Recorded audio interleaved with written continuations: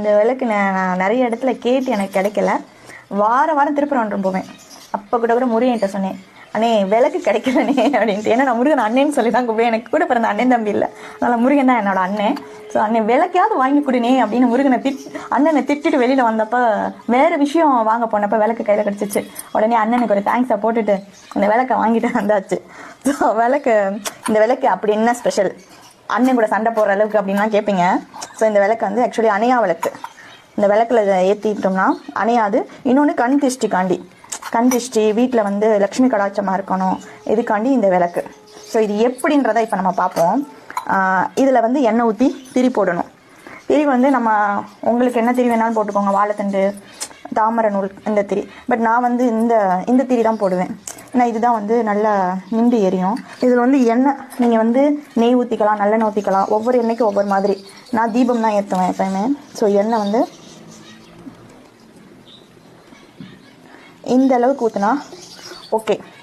இந்த அளவுக்கு தான் ஊற்றணும், நிறச்சிடக்கூடாது. எப்பயுமே விளக்கு வந்து நிறச்சோம்னா அது வலிய ஆரம்பிச்சிடும். ஸோ எப்பயுமே இவ்வளோ இருந்தாலே போதும். அதுக்கப்புறம் நம்ம விளக்கு ஏற்றிடலாம். விளக்கு ஏற்றிட்டேன். இதை வந்து இப்படி வச்சுட்டு இதுக்கு மேலே இதுதான் ஸ்பெஷல். இது என்ன ஸ்பெஷல் அப்படின்னு எல்லோரும் கேட்பீங்க. ஸோ இதை வந்து இப்படி மேலே வச்சுட்டு